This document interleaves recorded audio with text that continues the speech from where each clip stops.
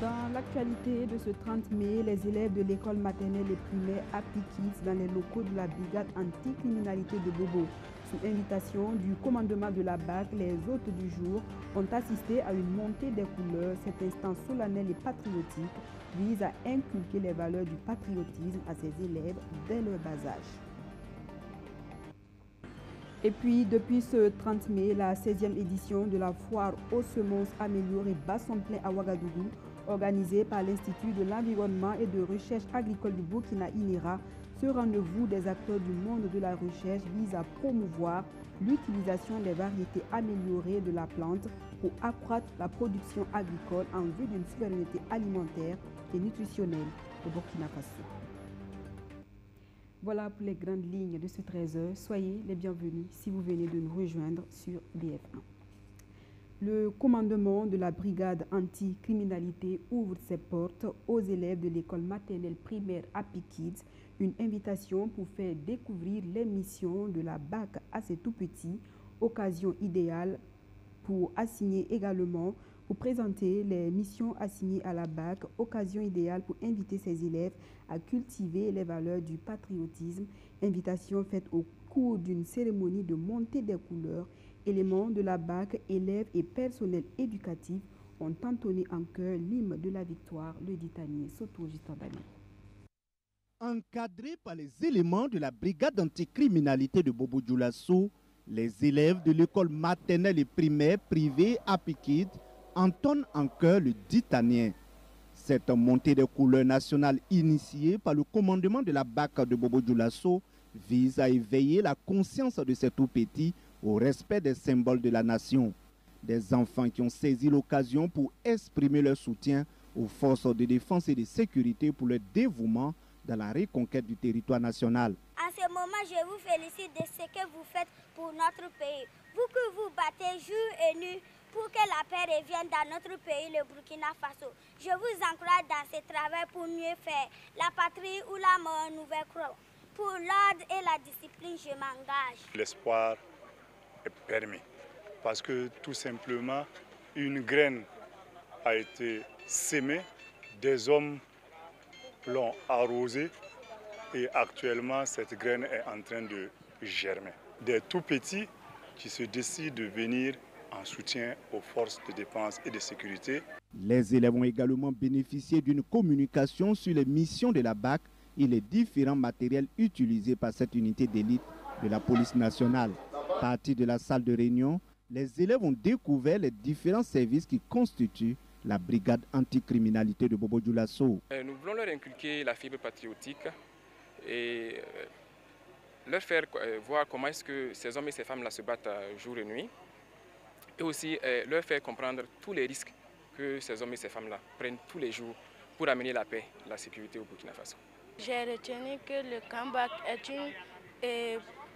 est un endroit formidable qu'on apprend à les gens d'être des vrais guerriers. Je leur dis que vraiment, ils ont vraiment beaucoup de travail, de faire beaucoup d'efforts et de continuer à toujours protéger notre pays. Selon le commandant de la BAC de Bobo Dioulasso, cette immersion vise à renforcer les liens de cohésion entre les différentes couches de la société et les forces de l'ordre. Pour lui, ces élèves seront désormais des exemples auprès de leurs camarades. Nous osons croire que ces enfants qui sont passés ressortiront déjà avec le visage souriant, auront des images et de très belles images dans la tête pour leur séjour à la brigade anticriminalité. Ils partageront ce qu'ils ont vécu à la brigade anticriminalité et surtout cet effort de patriotisme sera sémé un peu partout. La visite s'est poursuivie par une démonstration pratique des éléments de la BAC en compagnie d'une unité canine, des exercices de simulation d'intervention exécutés par les élèves. À la fin de la visite, l'école maternelle primaire privée Happy Kids a remis la somme de 300 000 francs CFA pour leur contribution à la reconquête du territoire national.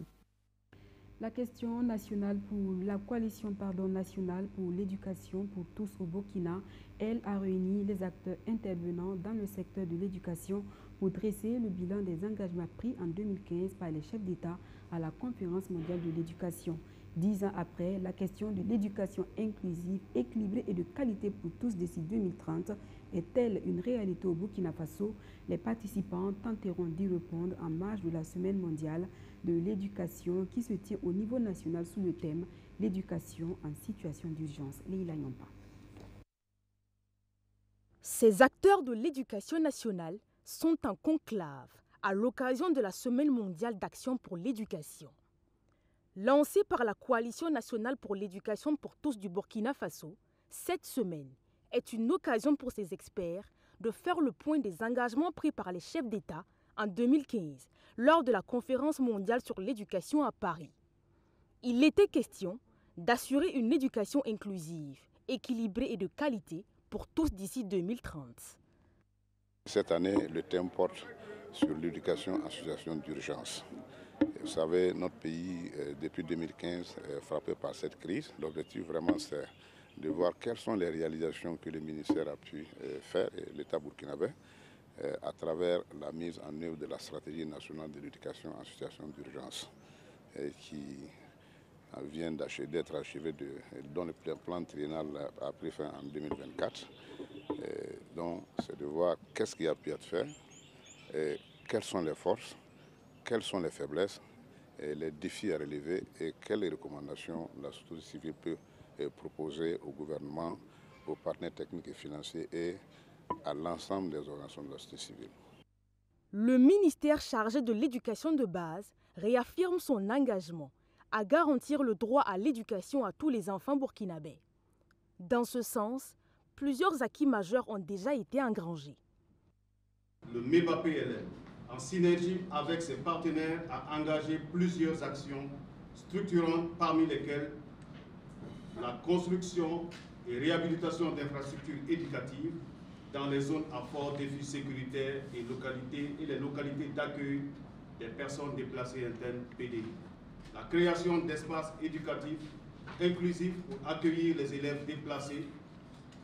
La réalisation de 295 classes préfabriquées et équipées pour l'éducation formelle au poste primaire et secondaire.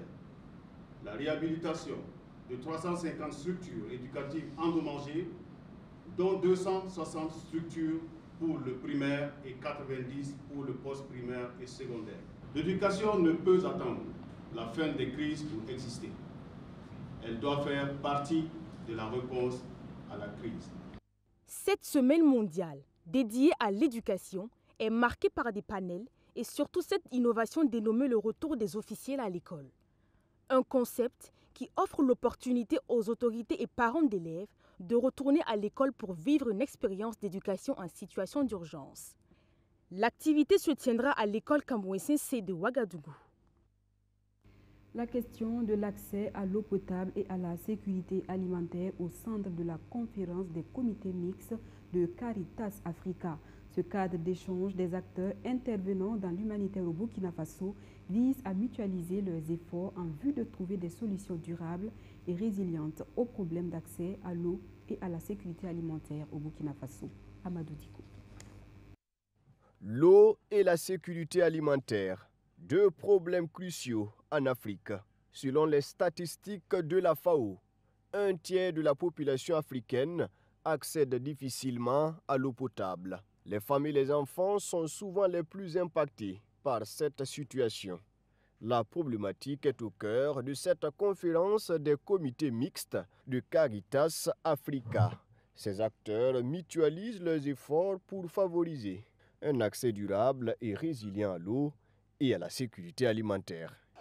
Travailler seul, c'est bien, mais travailler en synergie, voilà, ça va apporter beaucoup de résultats. Et donc, c'est vraiment une grande joie qu'il y ait cette conférence qui rassemble les différents partenaires spécialisés dans tel ou tel domaine pour partager et contribuer ensemble à résoudre le problème qui est commun partout en Afrique. Caritas Africa brings together 46 Caritas members and they are all working through dioceses. C'est une opportunité pour Caritas Africa donc, de discuter en fait en long et en large sur les besoins réels, la nécessité donc, de l'accès à l'eau potable en Afrique et également donc, de la sécurité alimentaire parce que nous savons que l'eau est un élément essentiel en fait en Afrique et on ne peut rien faire en fait sans l'eau. Donc c'était une raison pour laquelle ils ont décidé de tenir cette rencontre pour avoir une synergie d'action et voir comment est-ce qu'on peut arriver à un accès bien sûr complet, donc non seulement à l'eau potable mais aussi à la sécurité alimentaire en Afrique. Élaborer des stratégies collaboratives pour renforcer la résilience des populations face aux crises humanitaires, c'est tout le sens de ces assises de 72 heures. Des assises dont les conclusions sont attendues par l'État burkinabé. Les recommandations qu'ils vont formuler pourront nous permettre d'avoir une feuille de route pour qu'ensemble nous puissions voir qu'est-ce que nous pourrions faire pour pouvoir atteindre les objectifs de développement, surtout au niveau de la sécurité alimentaire, tout en mettant l'accent sur l'eau. Prennent part à ce cadre d'échange et de réflexion sur l'eau et la sécurité alimentaire, les comités humanitaires et de plaidoyer de Caritas Africa. L'ONG Save Children solidaire des personnes déplacées internes de Waiguya, plus de 200 ménages ont reçu lundi dernier des vivres composés essentiellement de sacs de riz et d'huile, de quoi améliorer les conditions de vie de ces personnes vulnérables. On reste avec Amadou Diko. L'ONG Save Children apporte son soutien aux personnes déplacées internes de Bani, installées à Waiguya dans la région du Nord. Ce soutien est traduit par ce lot de vivres composé essentiellement de riz, de niébé, d'huile et de sel. Objectif, renforcer la résilience de ces populations vulnérables, surtout dans ce contexte de crise sécuritaire et humanitaire difficile. Et nous savons qu'avec la situation, plusieurs ont quitté leur zone et plusieurs ne disposent pas des ressources nécessaires pour pouvoir bien se nourrir. Et il faut ajouter qu'à cette assistance alimentaire, il y a également une assistance en farine enrichie pour permettre aux enfants de 6 à 59 mois de pouvoir bénéficier justement d'une nutrition de bonne qualité. Cette nutrition aussi est adressée aux femmes enceintes et femmes allaitantes. 201 ménages au total bénéficient de cette dotation. Chaque bénéficiaire repart avec un kit alimentaire composé de 75 kg de riz, 10 kg de niébé, 1 kg de sel et 5 litres d'huile. Avec ces vivres, nous allons pouvoir nourrir nos familles. C'est un geste qui nous soulage vraiment dans ces moments difficiles.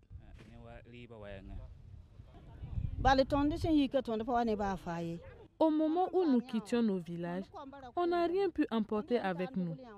Le don que nous venons de recevoir va soulager nos enfants. Nous sommes heureux. Merci aux donateurs.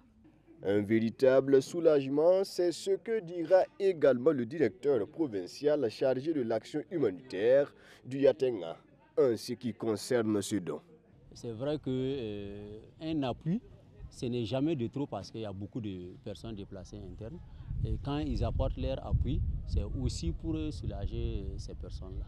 D'un coût d'environ 42 millions de francs CFA, cette action de solidarité de Save Children s'inscrit dans le cadre de son projet dénommé Zimsetaba.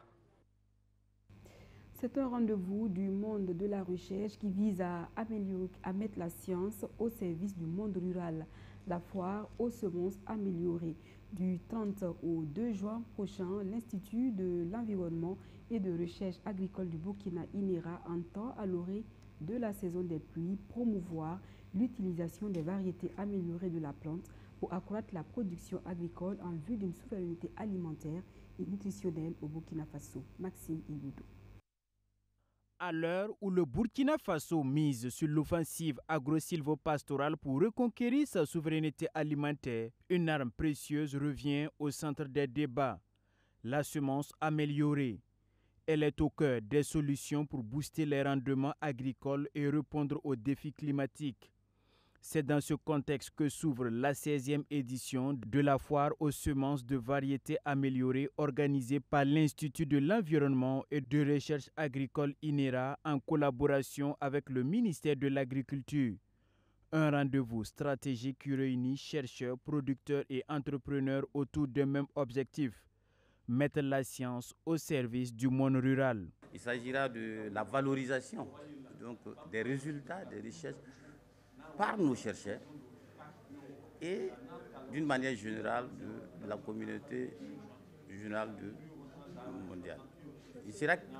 Il sera également question de disponibiliser les variétés améliorées, d'échanger justement aussi les connaissances, mais les semences au niveau donc au cours de cet événement.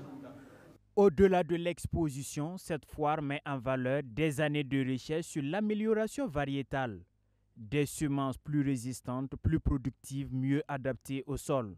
Et pour sécuriser cette production agricole, l'État prévoit la construction d'une usine de conservation de semences, un projet structurant pour garantir aux agriculteurs un accès durable aux variétés performantes. Le gouvernement a décidé de construire une banque de gènes nationale sur le site de l'université Thomas Sankara.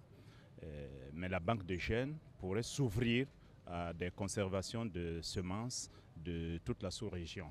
Alors, la construction de la banque de gènes est presque achevée. Il reste très bientôt l'équipement. Les commandes sont déjà passées et très incessamment, nous pensons que peut-être que dans les mois qui suivent, dans les 2 ou 3 mois qui suivent, si tout va bien, on devrait pouvoir assister à l'inauguration de cette infrastructure. Les organisateurs appellent à une forte mobilisation du public du 30 mai au 2 juin. Un message particulier adressé à la jeunesse invitée à s'approprier une agriculture moderne, rentable et respectueuse de l'environnement. Cette foire se veut bien plus qu'un cadre d'exposition.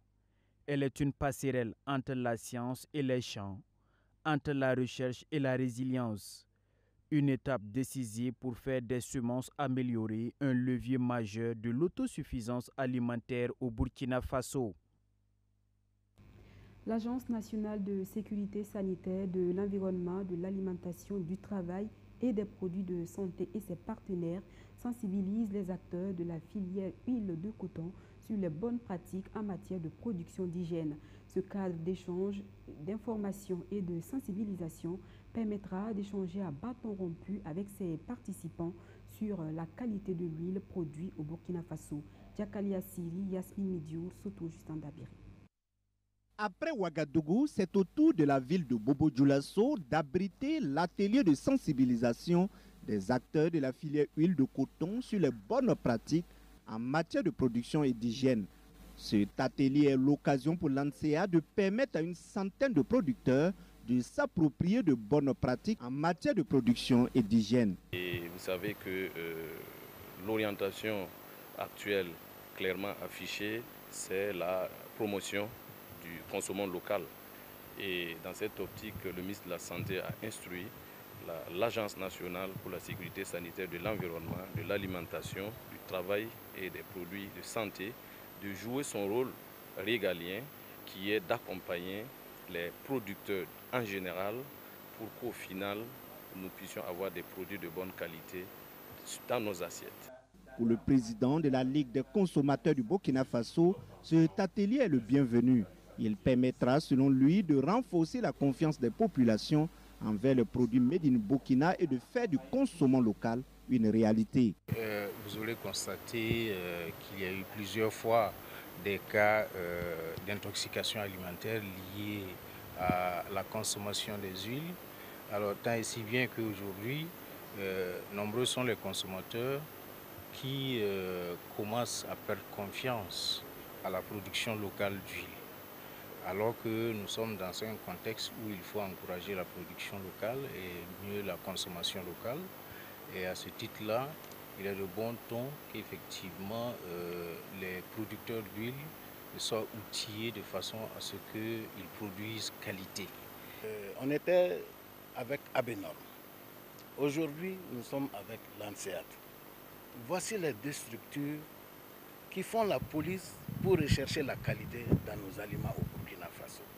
Donc cela doit rassurer le consommateur burkinabé pour dire que ce que nous faisons est de la qualité. Sans la qualité chez nous, ces deux structures ne viendront pas vers nous. Donc en tout cas, j'appelle tous les consommateurs burkinabés à nous faire confiance. Au cours de cet atelier, il sera question de communiquer sur les missions de l'ANSEA, les paramètres non conformes liés à la production d'huile de coton et les points critiques dans le processus de raffinage d'huile de coton. Des conseils pratiques seront également donnés aux participants à cet atelier pour une meilleure qualité d'huile produite au Burkina Faso. Le Toastmaster DGI Ouaga Lumière célèbre ses 10 années d'existence. C'est un moment de rétrospection pour évaluer le chemin parcouru et les acquis engrangés en matière de formation en leadership, d'art oratoire et de développement personnel. Le 28 mai dernier, les membres se sont retrouvés à l'Institut des finances publiques ex-ENAREF pour s'entretenir avec les étudiants en marge d'une session immersive, occasion de les inviter à rejoindre le club. Cheikh Tiendrebego, Amadou Diko.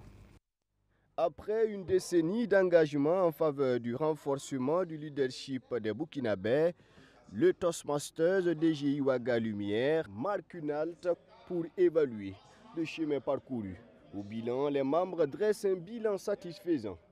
Ils fondent notamment leur satisfecit sur les formations en art oratoire et en leadership dispensées à des centaines d'étudiants, de salariés et de chefs d'entreprise. J'éprouve vraiment de la fierté quand je regarde le parcours de ce club et surtout quand je vois la transformation des cadres qui se sont pliés à l'exercice, qui ont accepté le jeu, parce que finalement c'était un jeu, et on sort toujours gagnant.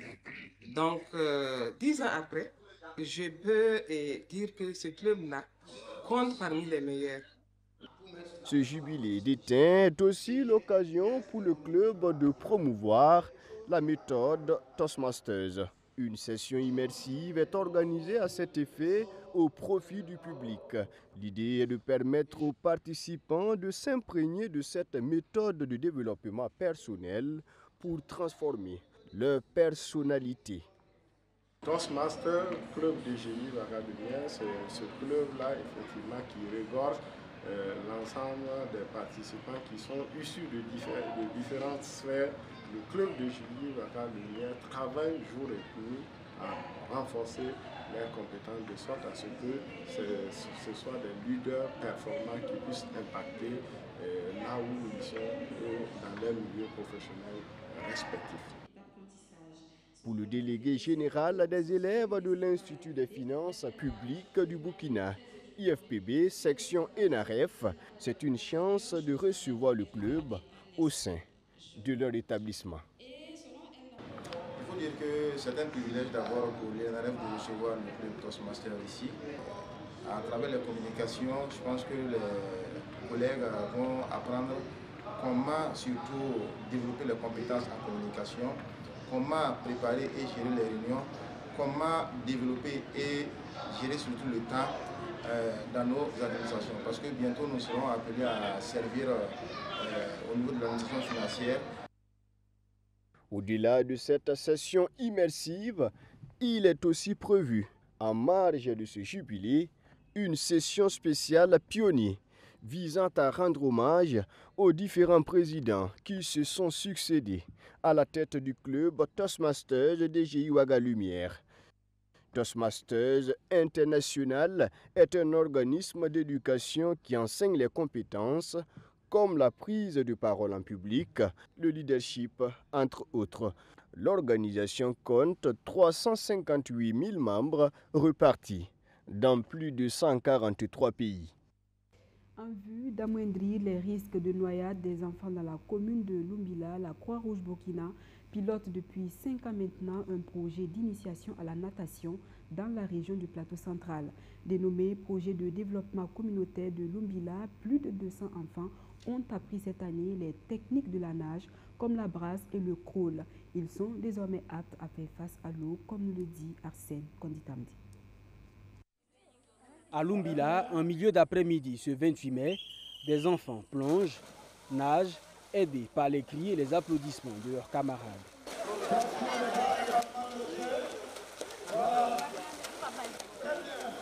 Nager est désormais un exercice ordinaire pour eux. Ce n'était pourtant pas le cas il y a encore quelques mois. Ils sont élèves de 6e et de 2e du lycée départemental et du lycée multilingue spécifique de Lumbila. Et pour eux, ces séances de natation ne sont pas que du sport, c'est une initiation vitale. Dans cette commune où l'eau fait partie du quotidien, savoir nager peut littéralement sauver des vies. Le projet est né du constat que nous avons fait, du fait qu'il y a eu plein d'alertes de noyades dans la commune de Lumbila. Donc il nous est venu l'idée de mettre en œuvre ce projet. Depuis que nous avons commencé ce projet, nous sommes satisfaits des résultats. Nous avons eu des enfants qui savent très bien nager. Plusieurs élèves qui ont appris à nager avec nous ont participé au championnat national de natation. Les élèves ont appris tout ce qu'il y a comme risque à entrer dans l'eau sans accompagnant. Beaucoup d'élèves aussi apprennent à nager et aussi ils apprennent à surnager en cas de difficulté au niveau des différents points d'eau. Avec le temps, la peur de l'eau a cédé la place à la confiance. Ces apprenants sont désormais capables d'utiliser différentes techniques comme la brasse et le crawl. Les gestes sont maintenant beaucoup plus nets et les progrès visibles. Pour les encadreurs, c'est une véritable transformation. C'est bien vrai qu'on croise quelques lacunes, mais dans l'ensemble, je peux dire que ça va. Parce que la majorité arrive à tirer son épingle de jeu. Donc c'est déjà satisfaisant. Et d'abord, comment mettre la tête dans l'eau, voilà, comment laisser le corps flotter dans l'eau, comment respirer dans l'eau, voilà, et la flottabilité, la coulée, le mouvement de bras, mouvement de pied, c'est décomposé, ainsi de suite, jusqu'à la prise d'air. Et après, si c'est maîtrisé, on poursuit maintenant les différentes techniques. On finit la brasse et on attaque le crawl. Il y a le dos aussi qui est là, qui permet de se relaxer. Quant aux enfants, ils parlent de cette expérience avec fierté. Ils réalisent qu'ils ont franchi une étape importante. On a pris le mouvement des bras avec plus d'air. Ça m'a beaucoup aidé. Et puis j'ai été confiance en moi. Et puis j'ai fait, voilà le résultat. Depuis le démarrage du projet, il y a 5 ans, plus de 1100 enfants ont été formés. Cette année, ils sont 222 à avoir participé à ces cours d'initiation. 100 pêcheurs vont eux aussi recevoir une formation en sauvetage nautique. Ce projet, porté par la Croix-Rouge burkinabé, est financé à hauteur de 190 millions de francs CFA par la Fondation Princesse Charlène de Monaco. Du 29 mai au 1er juin prochain, la commune de Saba va vibrer au rythme de la 9e édition du village d'expression des musiques africaines de Ouagadougou. Plusieurs artistes nationaux et internationaux vont tenir le public en haleine durant ce rendez-vous culturel qui vise la promotion de la cohésion sociale et du vivre ensemble. L'ambiance avec Abdou Aziz Sari. 9 ans sans interruption, le village d'expression des musiques africaines de Ouagadougou Vemao continue de grandir et de conquérir le cœur des populations de Saba. Pour l'édition 2025, le festival offre encore sa scène aux troupes traditionnelles et aux jeunes artistes en quête de visibilité et de promotion.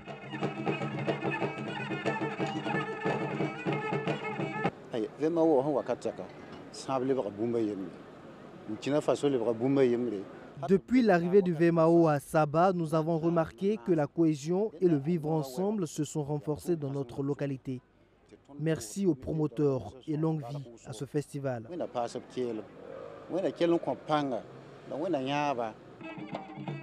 Il y a quelques années, ce festival se déroulait de façon tournante dans différents quartiers de la ville de Ouagadougou.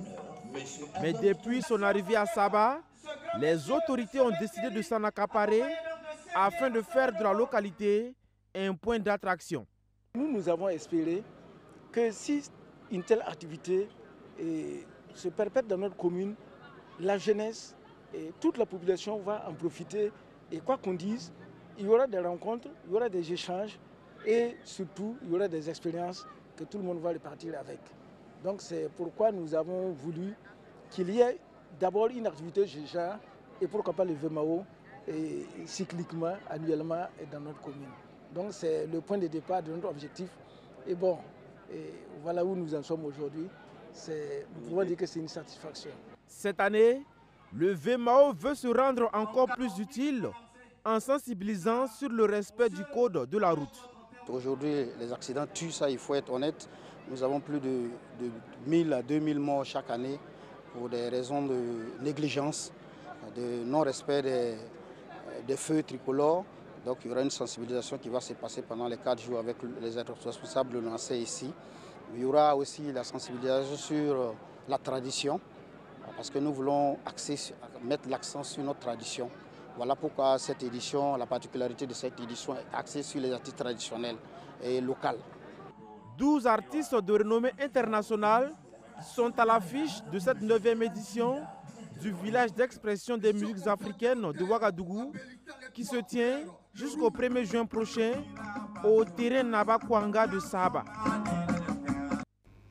Aujourd'hui, 30 mai, vous êtes attendus massivement à la salle polyvalente de Ouaga 2000 pour la 3e édition de la Grande Nuit du Patriotisme.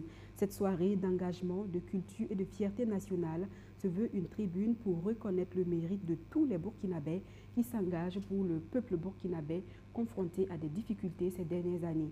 Le promoteur de cette soirée est sur ce plateau pour nous parler des derniers réglages de cette soirée. Kézi, bonjour et soyez le bienvenu sur Merci votre plateau. Madina Sienou. C'est toujours un plaisir pour moi de me retrouver sur le plateau de la télévision BF1, la télé qui fait beaucoup pour la culture burkinabé. Alors, je le disais à l'instant, aujourd'hui, c'est le jour J. La Grande Nuit du Patriotisme, c'est dans quelques heures à la salle polyvalente de Ouaga 2000. Quel est le niveau des préparatifs aujourd'hui? Est-ce que tout est fait prêt pour accueillir les participants? Ok, donc avant tout propos, je voudrais rendre grâce à Dieu pour la santé et l'énergie qu'il nous a donné de pouvoir encore être sur le point de réaliser la 3e édition de la Grande Nuit du Patriotisme. Alors, je dirais que tout est fait prêt. Merci à la télévision BF1 pour la retransmission qui sera faite sur la page Facebook, retransmise également sur la télé. Alors, je pense que nous sommes fin prêts parce que déjà nous sommes en train de faire le filage général de la soirée. Alors, l'objectif de cette soirée, c'est de pouvoir magnifier tous ceux-là qui s'engagent pour la nation. Comme on le dit, nous avions fait une création artistique où il y a 3 grands tableaux. On va justement parler de cela. Okay, et la merci. question suivante, c'était savoir quelle est l'affiche en fait de cette soirée. Vous serez peut-être aussi sur scène. Quels sont les artistes attendus? Ok, les artistes attendus pour cette soirée, il y a moi-même Kézi, il y a Tania, il y a Narel, il y a Maria Bissongo, il y a Toussi, il y a Wewe, il y a Kabayoko, il y a Narel Meller et il y a Yvette Bonzi. Un plateau artistique exceptionnel, on peut le dire. Bien sûr, avec beaucoup de chorégraphes, une mise en scène avec beaucoup de musiciens. Et à quoi les participants doivent-ils s'attendre alors? Ben, la culture a-dessus les mœurs, comme on le dit, la musique, je veux dire.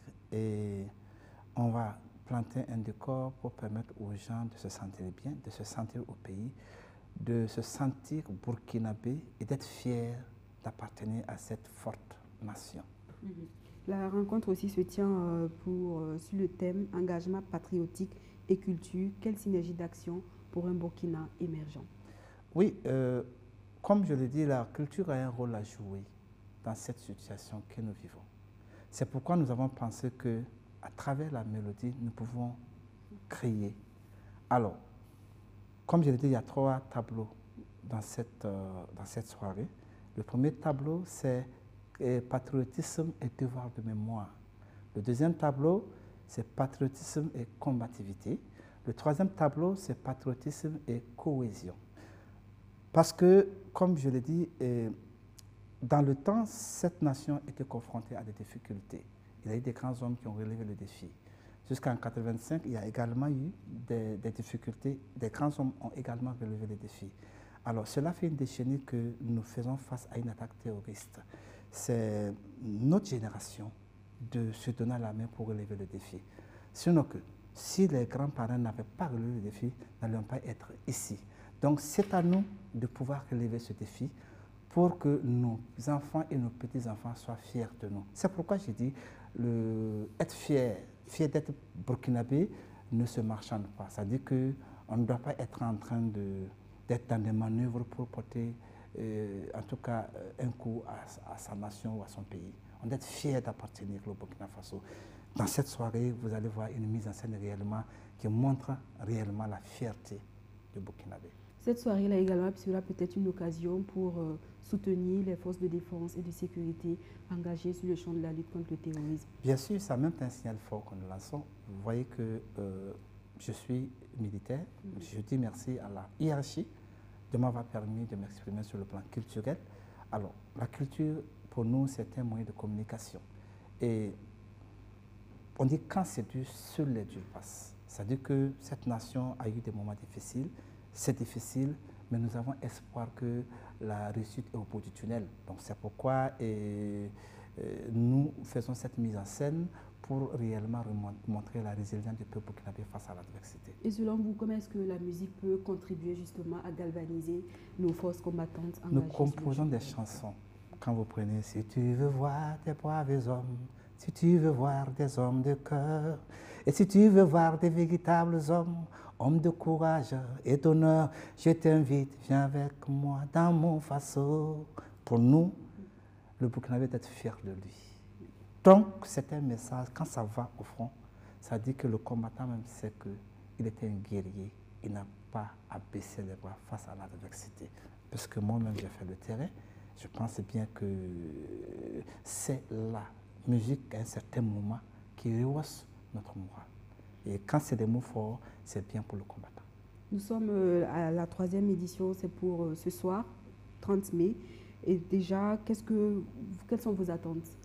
Nos attentes, c'est de voir, comme je l'ai dit, c'est l'occasion pour nous de remercier les autorités qui sont annoncées pour être présentes ce soir. Pour nous, c'est en tant qu'artiste, en tant qu'homme de culture, c'est notre modeste contribution à l'effort que les autorités fournissent déjà. Chacun est un maillon essentiel, chacun doit jouer son rôle. Nous, artistes, hommes de culture, c'est ce que nous pouvons jouer comme rôle. Alors, nous invitons tous les Burkinabés massivement à venir sur cette création. Il y a des trophées qui seront décernés à des personnes que nous estimons que dans l'année se sont illustrées positivement sur le plan patriotique. Alors, donc nous attendons tout le monde à la salle polyvalente de Ouaga 2000.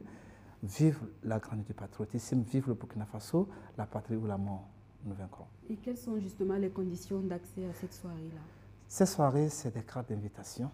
Également, il faut déboucher la somme de 20 000 francs pour avoir accès à la salle parce que nous avions prévu que les gens, comme c'est une création et ça prend maximum 1h40, 2 heures, alors les gens seront en train de siroter un peu pour ne pas être assoiffés et voilà, pour pouvoir suivre le spectacle jusqu'à la fin. Votre dernier mot à l'endroit des téléspectateurs?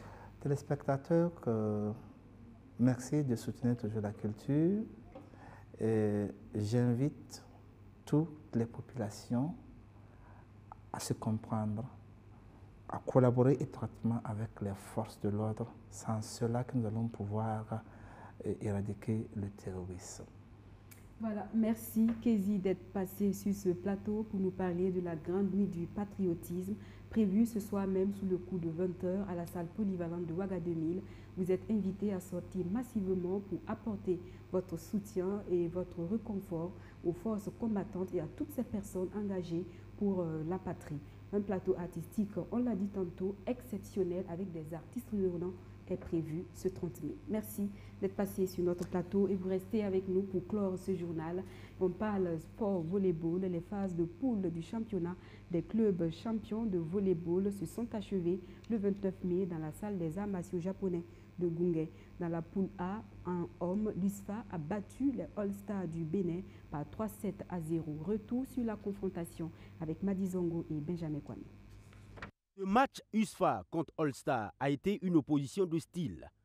Les militaires burkinabés, avec leur gabarit impressionnant, ont mis en avant leur puissance physique face à des Béninois au petit gabarit, mais très habiles. Point physique, morphologique, effectivement, on n'est pas trop comparable à eux. Mais on a essayé de faire ce que nous pouvons. Justement, c'est de ça qu'il s'agit. Donc il fallait réajuster notre tactique pour pouvoir s'en sortir.